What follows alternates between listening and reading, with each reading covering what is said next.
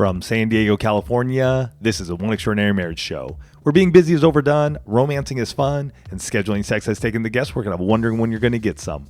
I'm Tony and DiLorenzo, your co-host, along with my beautiful wife, Alisa. From coast to coast and around the world, thank you for joining us. It's time to talk sex, love, and commitment. Give us a call or text us on the HUG hotline at 858-876-5663 or send us an email to hugs@oneextraordinarymarriage.com. This is part 5 in our series, Let's Talk About Sex. This week, we are discussing how to talk to our kids about sex. And as we start today's show, listen to this quote from Katrina Farmer. She says, "It would be irresponsible in this day and age not to talk to our kids about sex." Couldn't agree more. Could not agree more. It's why this show has come into existence. We need to be talking to our kids about sex, and we're going to be doing that and equipping you with that in today's show. But first, we start each show with a hug, and a hug is an opportunity for you to hear from someone else in the one family. We know that when you know you're not alone, that other people have similar challenges, it actually brings hope, and that's why we share a hug at the start of each and every show. That's right. And this hug comes from an iTunes review that we received that says, "I have been listening to them for about a year now. We've gone from being on the verge of divorce to bliss." Wow. In a year. In a year. Wow. They have helped us to learn how a married couple are really supposed to be together. They make you think about all the things you normally wouldn't think about in a marriage and what is most important. Our lives have changed tremendously for the better in all areas, not just marriage. Side note, when you take care of your marriage, it does have a ripple effect. Just saying. My wife and I are the closest we've ever been in 23 years and are just getting closer day by day. Thanks, guys, for being so instrumental in saving our marriage. Don't ever stop. Tony's got tears in his eyes. Oh, wow. Because you guys, he doesn't see these before I read them on the show. Yeah, for a couple to share, my wife and I are the closest we've ever been in 23 years. And I just go, man, praise God. Like, thank you that you touched this couple's life. You touch this couple so that they can live the extraordinary out. Like, they don't have to go through life or the rest of their married years just going ho-hum. This is just where we're at. This is our lot in life. And we're just going to live this way for the rest. You know what I mean? They're going to strap on their boots. They're going to go on that journey, you know what I mean? And until the end, to be able to go, this is the love of my life. And I just love it. And it just truly, to each and every one of you, to those of you who are new to the one family, to those of you who've been listening forever and ever, thank you, thank you, thank you. We are truly blessed and honored to have you part of this family. And it's what brings us behind these microphones each and every week is to share, just to give you a glimpse of what marriage could be like in different areas and in different ways and on topics and that most people are not discussing. So let's have those discussions because we're having them. Well, and I want to say one thing, and we probably don't say it enough, is that what we do is to impact one marriage, right? From the very beginning, the reason it was called One Extraordinary Marriage is because we knew that we had to impact one marriage, and we never know. And the two shall become one. And the two shall become one. Yes. Yes. But the driving force has always been the one marriage. And we don't ever know from day to day whose marriage that is. So we get up and we do it. And it's always great to know whose one marriage that is. So it's awesome to get those hugs. And, this is one of those topics, right? What we've been in this series of let's talk about sex. And these are conversations that can bring you closer together. Just like this husband said, closer together than, in 23 years and, talking about those tough topics. And we've been walking through those intimate conversations around sexual intimacy. We started talking about just how, even talking about sex between husband and wife couple, like, let's just talk about sex with one another. Right. And the fact that that's a conversation that ideally you keep having throughout the course of your marriage. And I'm going to tell you, if you haven't listened to that first part in this series, Let's Talk About Sex, please go back because I'm going to tell you, if you can talk about sex, you can get over the hump. You can get over your own insecurities. You can get over your own mind games. You can get over those areas that are stopping you from opening your mouth and going forward and taking that step to talk to your spouse about sex. Believe me, what we're talking about today will be much easier. And this is what I'm going to tell you guys. If you're standing here or you're listening right now And you're like, well, we could never do that. You know what? That's the words that I used to say. Oh, how am I going to talk to Alisa about that in our marriage? Or I have all this preconceived notions of what it's supposed to be because I was told this. Let me tell you something. Your life, your marriage, your sexual intimacy is dependent upon you taking a step forward. Even if your heart's beating, even if you're sweating, even if you just are like, I can't, you can. Mm-hmm. And you're going to have to talk about sex. Because if we don't, our marriages aren't going to be fulfilled in our sexual intimacy. Mm-hmm. And you better believe it. Our kids are going to be lackluster as well and have the same issues. So let's not go there. Right. Because, like that quote from Katrina Farmer said, it's irresponsible in this day and age. Our kids are getting exposed to sexual information from very, very young ages. I mean, there's innuendo in children's animated movies. Mm-hmm. I remember watching some of these movies with our kids when they were little, and the kids didn't get the innuendo, but the adults sure did, mm-hmm. right? And we would laugh and chuckle, and they're looking at us like, what's that about? They're hearing about it on the playground. The first time that Abby ever told us that she knew what sex was, I'll never forget it. We'd already had the conversation with her, and I'll share that a little bit later in the show. But she came home one day in second grade and said, Mom, I know what sex is. That came off of a conversation on the playground, mm-hmm. right? So if you think your kids aren't talking about it or they're not hearing about it, you're wrong. They're exposed to it in TV shows, in the movies, and on magazine covers in the grocery store. Mm-hmm. Right? They're being exposed to pornography through phones and iPads and things like that because you can put in a search term and stuff pops up. And I got to share these numbers with you because it blew me away. I was doing some research and said, okay, you know what does this look like? Who's having sex? What are our kids doing? And there was a CDC study that was done of high school students in 2017. 40% had sexual intercourse. 10% had 4 or more partners. 30% had sexual intercourse during the previous 3 months. And of those, 46% did not use a condom. 14% did not use any method to prevent pregnancy. 19% had drunk alcohol or used drugs before their last sexual intercourse. Okay, kids are doing this. And I'm not saying everybody's kids are, but obviously there are children out there that are having sex, and they got the message from somebody.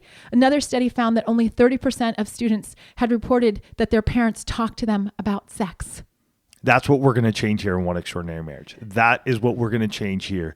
And to be extraordinary and to be part of the one family is we're going to take that number and we're going to be above average. We may not change the world in that number, and yet here, the one family, we can make a drastic impact on that number. A study found only 30% of students reported that their parents talked to them about sex.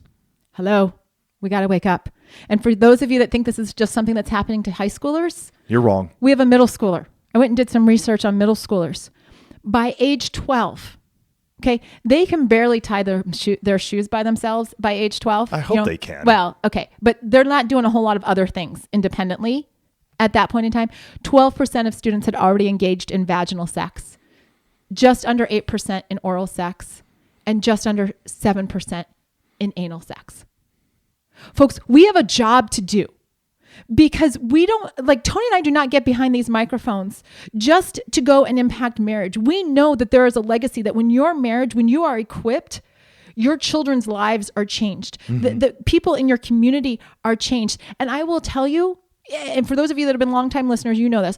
Our parents did not talk to us about sex. Mm-mm. We've said it countless times. Like, I don't remember ever having any type of sex talk. I distinctly remember I was in Catholic school. I remember boys and girls being separated for like sex ed. Yeah. In quotes, right? I mean, we had Sister Linda teaching us sex ed. Like, okay, that's going to go well. And Tony's experience with any type of conversation with his parents was his dad saying, yeah. And you know what? I want to just step even back a little bit further because it just hit me as we were talking.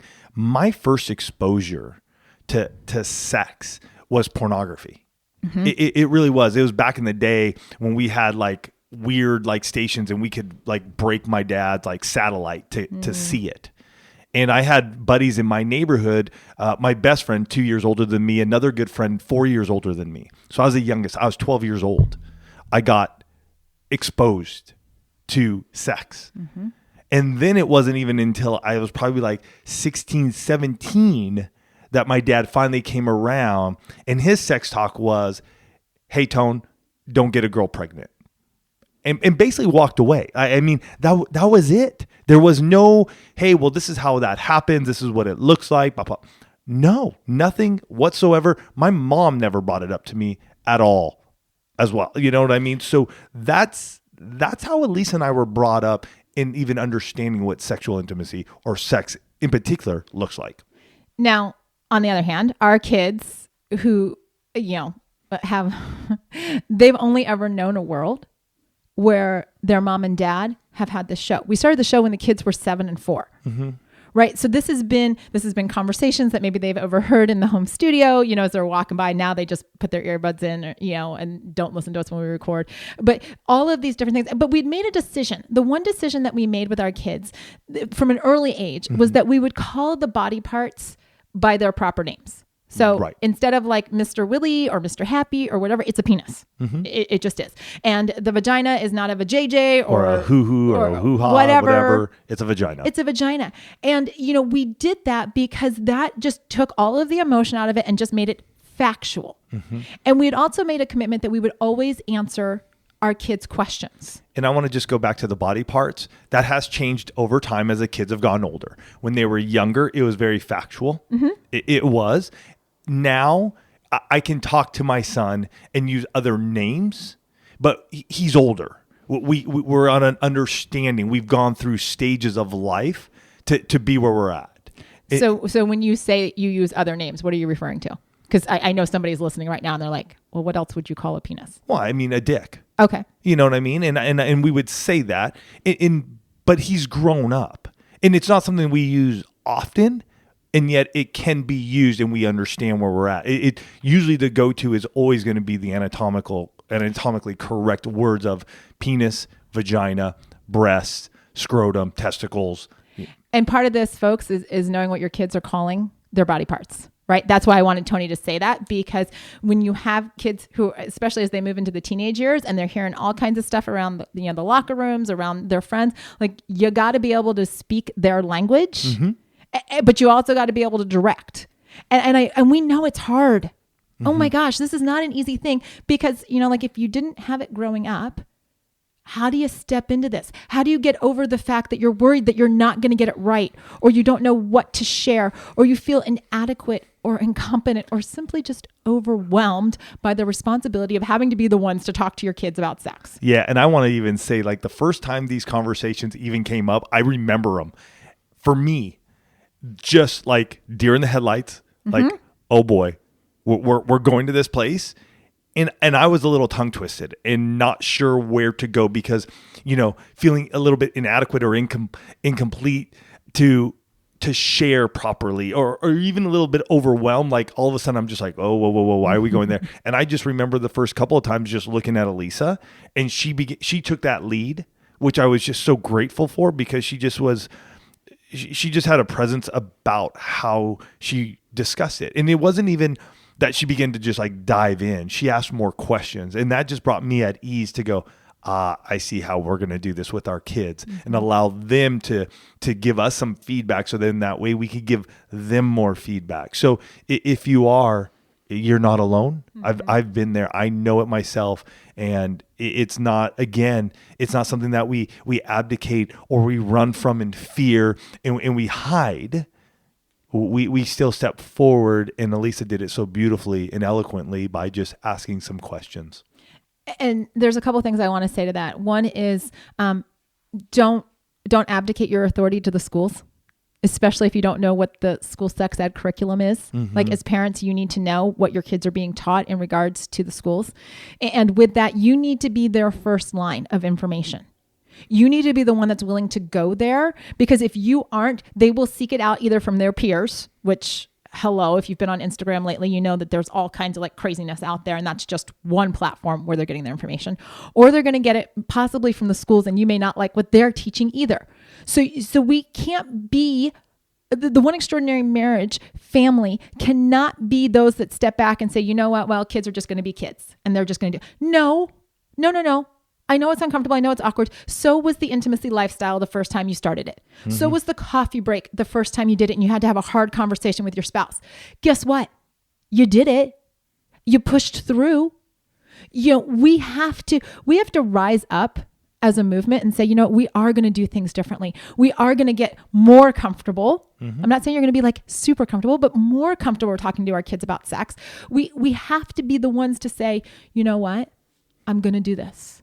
And I know some of you are thinking, oh my gosh, if I talk to my kids about sex, then that's just going to give them permission to have sex. Statistically speaking, they're actually finding that the kids whose parents don't talk to them about sex are the ones that are having sex more frequently. So I'm just let me dispel mm-hmm. that myth. You're worried, a lot of you, how to share your own experiences. Mm-hmm. And what are they going to take? Like if they hear what I did, where do I stand from authority? And that's part of our story. Mm-hmm. If you guys have listened to the show, for a period of time, and I'll bring it up right here, Tony and I did have sex before marriage. So that is part of. I had multiple partners before we even met. Correct. And like I'm just talking general. Yeah. Like in general. It was a mess. And so we actually get, in our case, speak from the authority of what it looks like because we walk down that road. So you don't have to, you can carry authority even when you've done something that you don't want your kids to do. Mm-hmm. Right. But we've got to get to this place of saying, you know what, we're going to step up. We're going to rise up. We're going to become equipped because like Tony said, when husband and wife are able to talk about sex, it becomes a whole lot easier for parents to then go and talk to their children. Because I will tell you, your kids know when you're a deer in the headlight, right? Mm-hmm. They know when they've just asked the thing that they're like, oh, what just happened there? But as we've heard, like I remember one summit partner was sharing that after they got more comfortable talking about sex, that they were then able to go talk to their teenage son. Mm-hmm. And it was a totally different experience. And that's what we want to equip you with. But first, we want to tell you about this week's sponsor, and that's the One Marriage Conference. And you know, if you've been listening to this show for more than like the last 15 minutes, you know that the One Family is all about community. We know because you'll repost pictures on Instagram. You'll repost the daily quote on Instagram. You'll forward the podcast to your friends and be like, you've got to listen to this. Or you just really engage with us on the Position of the Month Club as a summit partner. Mm-hmm. Family matters. It's the people that you do life with. And part of doing life with people is spending time with them. And that's what happens at the One Marriage Conference. We bring you the best of what we do, our strategies, tips, and practical application. And it all gets wrapped in a day full of fun and laughter. But on top of that, you walk away with the tools to make your marriage even more extraordinary. February of 2020, we are going to be live in San Diego. And in March, we're in Henderson, North Carolina. So East Coast, West Coast, just saying. And the 2020 theme is Dream Again. And that's going to be you're going to see that happen in all areas of your marriage. And we've got some really fun things planned for the conferences. So be in the know on all things live and in person. Go to oneliveevents.com. Don't miss out on spending time with the One Family. Be there, go to oneliveevents.com and get signed up today. So, we've been talking about this today, about husbands and wives getting comfortable. So first, you got to get comfortable with your spouse. Mm-hmm. And one of the best resources that we have to do that is 19 Questions to Amazing Sex, right? It's super simple. Like the questions are all about sex and you work through them as husband and wife. Mm-hmm. So the awkwardness, you start to dissipate that by being in motion, having the conversation with your spouse. Yeah, you're going to feel that awkwardness. You definitely are. There are still times when Alisa and I will pull out our 19 questions and there's still a little awkwardness of like, well, when are we going to do it? Where do we do it? How do we do it? Who should start? Blah, blah, blah. These are the things that are going to go on in your mind. And are you going to allow those to stop you from truly having the sexual intimacy you desire? Mm-hmm. Because when we do have those questions, we're able to just, okay, now they come off our tongue. We're able to sit in it and realize what our partner enjoys or doesn't. And then when our kids start coming up to us, we're in a place though of not being like, oh my gosh, mm-hmm. they just, whoa. Are we talking about penis, vagina? Whoa, hold on. Like, we're totally caught off guard. So that's a great one to start with. Also, connect like you did when you first met. Because I really believe in this book, there's questions on not just your sexual intimacy, but your recreational intimacy, your emotional intimacy, your financial intimacy. And it's just a fun way for couples to just, let's just open the door. Let's just get down that path of talking to one another again about certain topics. So that way, when our kids do come up to us, we can answer them. And it's not just no, you don't have that. Because really, how well did that work on you? I'm just asking. Because that's what my dad told me. And there was nothing more. Like, I didn't have sex in high school. That was one thing I did realize. Like, I wasn't going to disrespect my parents when I lived under their home. And yet, for some reason, there was something in me that said, you know what? That's what I got. Like, when I leave this house, I'm on my own. It's me. I'm going to do what I want. And that's when I turned away from my dad and my mom and their teaching of, or very little teaching, but just even having self-value for myself, self-respect. You know, so we're going to put both of these up in the episode notes so you can check it out. Connect Like You Did. You can go to connectlikeyouDid.com, check it out, pick it up. It's a great way to get started. And then from there, and actually before I go to this next point, I just want to say it's never too late to start the conversation. Never, never, never. Like, just be like Nike and just do it. You know, start calling. If you've got little kids and you're like, I don't even know where to start calling their body parts by what they are. Biology is biology, and it's so much more less emotional than, you know, oh, there's Mr. Willie or whatever you may currently be calling it. I understand it's cute and it's funny, but long term, just equip them because then you actually, in that equipping, develop a confidence as well. As your kids ask you questions, answer them. It's really crazy. Don't put it off. Don't be like, well, I'll tell you when you're older. Because if you keep telling them that, then they're going to go find somebody that's going to answer the question now. And you can always turn the question around and ask your kids a question when they come to you and be like, well, what do you think that is? Or, that's a great question. Where did you hear that? That was the question I asked Abby when she said, Mom, I know what sex is. I'm like, really? What was the conversation? The first time Abby asked about sex, we were literally 3 minutes away from a friend's house. And she's like, Mom, how are babies made? And I said, great question. We're almost to our friend's house. I will answer that question for you tonight when we get back home. Partly because I knew I needed a little bit of time to figure out how, I think she was probably 6 at the time, how I was going to have that conversation. But guess what? That night when I was putting her to bed, we had the conversation. I didn't leave her hanging because it was too important to me that I be that first person that she comes to. Right. And you have to create an environment. I mean, this is just like what we talk about with spouses. You have to create an environment that's safe. Right? Abby is our talker. And we've had situations where, and this happened recently, we were driving in the car. Tony and I are in the front seat of the car. And somehow we're talking about, you know, middle school relationships and things like that. It's nighttime, so nobody can see anybody. We're in the car and middle school comes up. And she's like, yeah, well, you know, kids are fooling around in middle school. We're like, oh, okay. What does that mean? What does that? Oh, I'm fooling around. What does that mean? And she's like, like, I don't want to tell you. That would be weird. We're like, oh, okay, but honey, you know, it's always good. Like, we can handle it. We're good.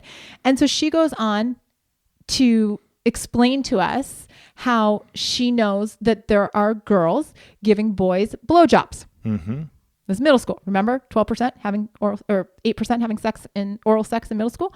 So that's happening. And she's like, that is just disgusting. And instead of freaking out on her and being like, oh my gosh, like, who are they and why would they do that? And how did you hear about this? And, you know, we were in a place where we were able to just look at each other. Lisa and I just looked at each other and we just sort of nodded. And I know you took the lead on that conversation. I don't remember how you said it, but it was well said in a way that it just diffused it. And we allowed Abby to not be like, oh my gosh, this is the worst thing ever and ever. It was, and maybe you can paraphrase how you brought that up or said. Yeah, I think it was more just like, you know, I mean, partly we do talk about STDs, STIs, whatever they're affectionately being called these days, and that's sexually transmitted infections or diseases, because apparently diseases, not PC. But we've talked to our kids about that, right? And we talk about how that can be spread, and we talk about, she's got a very strong sense of saving herself for marriage. So we talk about what those circumstances look like. Mm-hmm. But, just even giving her the ability to go, okay, well, honey, you know what? In marriage, you may decide to do that. Outside of marriage, it gets really, really complicated. Mm-hmm. And that actually leads me to my next point. We as a society have to stop telling our children collectively that sex is bad or sex is dirty or only bad people have sex. I get that is part of the messaging that a lot of us grew up with. That's the messaging that comes from a lot of churches. The challenge with that is that you hear that for the first 18, 22, 25 years of your life. Sex is dirty, sex is bad, bad girls, whatever. And then you go and you get married and you're supposed to flip 25 years of teaching when you slip a ring on your finger. Can we please start being those people that say, you know what, it's a beautiful thing within the framework of marriage. Give your kids a framework. Don't tell them they can't or they shouldn't or they'll be bad for doing it. Instead, equip them to make knowledgeable decisions about what they want their future to look like. It's a gift. And Alisa and I really wrap a lot of this around, especially sexual intimacy, the covenant of the marriage, and then being able to have sex in that. How much more, I'm just trying to think of how much more exciting, how much more connection there is emotionally. Really, it comes from an emotional intimacy, not from a sexual physical place, because that's where I was lost. And I tell my kids this is where we bring up what we did do and where we would change that. Because even though I was having, and I've told my son this, I've told him, I was like, Alex, even though I had sex in college, I wasn't fulfilled. There was nothing great about it. There were a lot of them were one night stands. I left no better off. If anything, I came out of it feeling worse about myself and the woman that I had sex with. And so sharing that and letting them know that, wow, the sexual intimacy we have now together, that bond, that understanding, that growth that we have, like we've had to learn what it looks like to get to this point, but it's so much more meaningful. Mm-hmm. And that's how we use what we did in the past to hopefully give them a glimpse. Now, again, they're kids. They're going to grow up. They're going to make their own decisions, no matter what we say or would like them to do, right? We can guide them, and that's what we're here to do, is to guide them, to help them to make those choices, to maybe just go, you know what? No, I'm not going to do that because my parents talked to me about this, and I know what could possibly happen. Mm-hmm. Many of you don't know because it was an episode we shared many, many years ago. But in one of those sexual relations I had in college, I got a girl pregnant. And I was 18 years old. I was scared out of my mind. And together, not really even together, she determined that she wanted to have an abortion. And you know what? That haunted me for years. And I don't want my kids to have to deal with that. Mm-hmm. Like my parents never even knew that happened. I paid for the operation. I paid for the procedure. But if we don't open our mouths, I think we're not helping any. We think we think we are, but it's because we are scared of what may come out of our mouths. Mm-hmm. And it's okay if you fumble. You guys hear me at times, even on the show. Like I fumble, I'm looking for my words. I'm trying to work things out. And it's okay because I'll do it and my kids will be like, Dad, just spit it out. And I tell them, I'm like, I'm trying my best at where I am. Mm-hmm. But I love you. And I'm not going to stop because I can't get my words correct or proper. It's okay. We're doing life. But I'm gonna say that for those of you who are like, I still don't know what to do, we have a number of books, and they're on our Amazon shop. And it's like, where did I come from? A perfect book for the new kid, like the young kid, sort of like, where do babies come from? And I will tell you, the illustrations in this book, like I remember finding this book when I was probably 8 or 9 years old. So it's an older book, and the illustrations are really funny. And yet it's okay because it just helps, right, to just break. It helps you to break the silence and just at least open up what's happening. Another book, The Sex Talk, Amazing You, Boys, Girls, and Body Science. I mean, they're all great. You can find them at our Amazon shop at oneextraordinarymarriage.com/Amazon shop. They're at the bottom of the page where we have all of our books. Educate yourself. Have some knowledge. Go through them together. You and your spouse, like, just go through them. And then when the questions come up, like, how are babies made? Well, how are they made? Tell me. Find out where your kid is. Be appropriate with where they're at. You don't need to go like, I know what sex is in the second grade. And then all of a sudden you're like, boom, man, like we're talking intercourse and we're doing this stuff and that. They don't know that. Ask the question. It's what we've said to you guys for so long. When we get into a place of conversation and we don't have that clarity of our spouse, but we need to get it so we can further the conversation. Well, what does that mean to you? And we can use that same language with our kids to help them to express what they know. Right. Because in second grade, when she brought that statement to us, I said, well, honey, what did you learn today? And she said, well, sex is when a man and a woman are under the covers kissing. And I was like, well, pretty close. It's actually when a husband and wife are under the covers kissing. Because in second grade, that is okay. As she's gotten older, as Alex has gotten older, we've had more in-depth conversations. And can I tell you, these are not one and done conversations. These are not, like, let's sit across from each other at the table. Some of you will have these conversations when you're driving somebody to sports practice. You'll have this conversation when you pick up somebody after being at a friend's house. Just go with the flow. Don't be afraid and don't freak out. You are equipped as their parents. You are not only equipped, but you have a gift of knowledge that you can instill in your kids that will actually change the trajectory, not only of their lives, but of your grandchildren's lives. It's stepping out in faith that you can do this. Yeah. All right, you guys. Big conversations, necessary. Here's the thing.